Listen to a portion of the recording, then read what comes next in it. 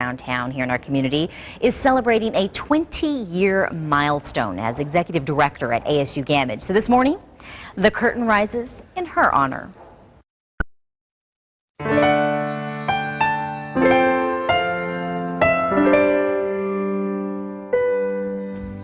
When you walk into Colleen Jennings Rogansock's office, it's like entering a museum of memories with celebrities, history, and community, all brought together by theater. There's a story, and I could sit here for hours and listen to 20 years of memories. Oh, thank you so much, Stephanie, because I'm a story person, and it's probably why I'm in theater. But as you sort of pan around and look at the office, directly behind you are the times that I spent in Washington working. I was appointed by President Clinton to the National Council. Also, there's a great shot of our governor, who is now the head of Homeland Security, and we were at a wonderful function which supports young people and their entrance into college. There are fellow newscasters like yourself, Brian Williams, behind the wall when he was here for our Walter Cronkite function. Time I spent at the White House with Robert Redford, and I mean, there are just some amazing memories, and obviously a shot of our president when he was here doing graduation. One of the things I think people don't realize in the 20 years is there's theater and a number of other things that our office does. One of the things I think that was so amazing, Stephanie, is to be able to have said, I was part of Super Bowl 30. I was the vice president of the Super Bowl committee in charge of concerts. The only time Super Bowl, in the history of Super Bowl, had a concert series, we put that together. So at the onset of this job and this journey, did you ever imagine, Colleen, that it would be this life-changing for you, or that you would make this much of an impact in our community? Well, I'll tell you, first and foremost, I'm a military brat.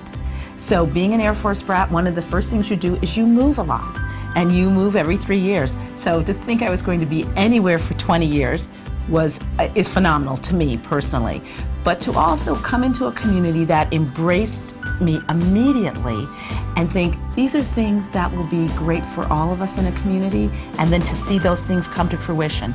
For instance, when I first came, there was no outreach and education program, which we call cultural participation.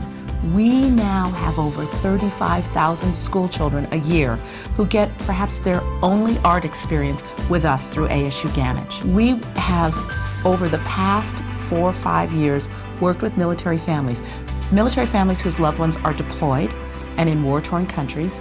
We have worked with military families to provide tickets because indeed it's tough out there.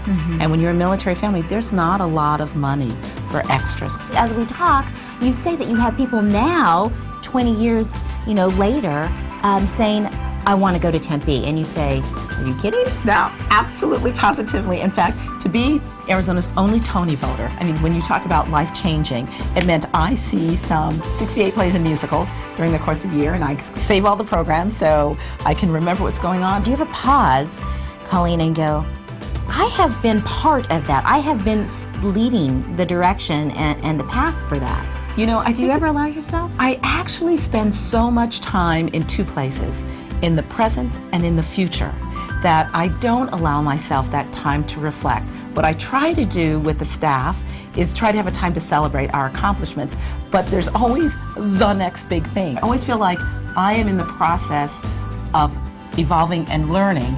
So to reflect back, I think there were moments. I miss my parents dearly. I lost my brother this year, and then we've just lost my mom a year ago, and then my dad before that. But with your parents, you actually take that time because you send them all these things, and they go, oh my goodness, you're this and you're that. How do you stay invigorated and focused to continue the success that you've realized over the last 20 years? I am always marveled by the fact our mission at ASU Gammage is connecting communities. So I am always marveled about where communities are at different points in time, and what communities need to stay together, how communities cross-culturally experience each other. And it's been said of me by many people that I live deep inside my curiosities. And if I'm curious about something, that's what gets me up in the morning.